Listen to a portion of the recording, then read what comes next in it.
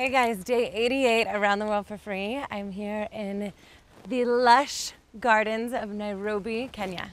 So just to catch you guys up with what's been going on after spending an unplanned sojourn in Johannesburg at Hadley's house. He had to take off a little bit early, he had a work meeting to go to. And it's been great to be part of this process. I really enjoyed it. Thank you for everything. You've just been so wonderful. No, it's been great. Couldn't have done it without you. Yeah, that's over here. So we said goodbye to Hadley. We are off to Nairobi. Wow, this feels like, I don't know, it's crazy because a whole entire week has gone by since we were actually supposed to go to Kenya. And Janine took us to the airport. Are you crying a little bit, Janine? Inside. I cry inside. And dropped us off for our flight to Kenya. Thank you so much for taking such good care of me. Well, let me give you a game. It was so fun being back with you guys, really. Come again. I mean, Call even again. having surgery, like you made it enjoyable. So thank you. So this is pretty rad. The trip's not over, despite having to spend a week in surgery in Joburg. I am getting hooked up with a flight up to Nairobi from the Red Cross, and we're gonna go up to do like a relief flight with them up to the refugee camps in Kenya, which is what I've been dying to do this whole trip. So I'm really happy that my dream is finally coming true.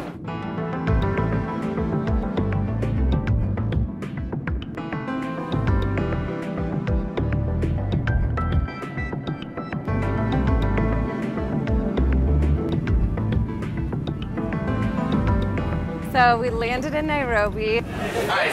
Hi. How are you? Great. How are you? Good, thanks. It was like very sweet to finally meet Martin. So Martin, where are you originally from? I was born here. Born in Nairobi and lived here forever? Yeah. The sky is beautiful. The light in Kenya in the evening is fantastic. So what's life like in Kenya? Life's good. Life's good. It's exciting, never dull. Kenya's such a hub for this part of the world as well. So it's a happening place at the moment. There's the Masai Mara. Guys, Yeah. it's my first Masai warrior. Just wandering down the street. Nairobi's the biggest city in Kenya, yeah? It is. It's about 4.5 million. Very green and tropical. Wow, it's so gorgeous. Look at your little hideout. That's our little cottage. Cool. We're going to be in here, but we'll figure out some light. It's like a hidden treasure here. It's all blanketed in ivy and jungle. You're going to be in there. Thank you. Okay. Oh, this room's awesome. It's real cute. Oh, look it. Nice to meet you. I'm Parvati. Nice to meet you. So Martin owns a couple of restaurants, and he took us out to one of them. If you were in doubt of where we are, we're at a restaurant called Carnivore. And it was a beast of a feast.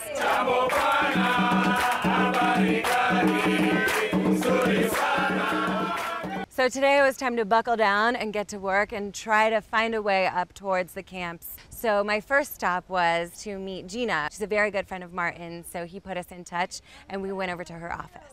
This is what I thought. The flights to Dadaab are almost impossible to get. Yeah. So what I was going to suggest, and I'm happy to help you arrange this, is the Red Cross will give you a vehicle. I think it's actually nicer to drive there, just so that you can get a feel for the countryside. Okay. Somebody will take you, they'll be with you, they'll look after you. Sounds and then amazing. I've got my visitors with me, they're quite happy to go by road. So if you could just call me, let me know. They want to go tomorrow, so just let me know. All right, thanks. Do you know any people that are personally affected by the famine? We have people who work for us who have Family families. up there? Yes, there was a woman there, and she had left that morning her home to walk 13 kilometers to where we were feeding. And that day she had to decide which of her 5 kids was strong enough to make the journey. You know, I mean, when you think about that, how horrible is that? You know, that you'd have to decide which one of your children, and you don't know what you're going to find when you get back there. You know, it was, I mean, just talking to her was just like, oh my God, how would you even make that decision?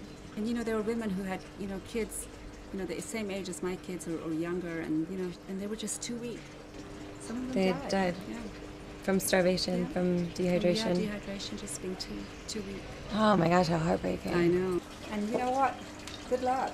Thank you. I know that the roads to get up to these villages and these refugee camps are pretty treacherous. How's the cell reception up there? It's good. Okay. Yeah. We're going into a crisis area. Somalia and Kenya have been in the news as a hotbed of humanitarian crisis, armed robbery.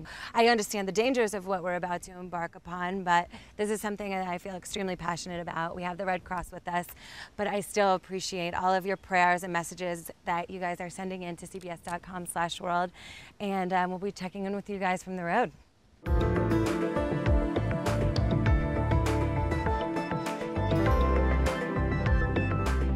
And the best part about still being in Africa is that even though we're in Nairobi, which is a huge city, the tongue is rough, we're still like 2 seconds away from wild exotic animals. So we got to pop in and see some giraffes and feed them out of the palm of my hand. So wild.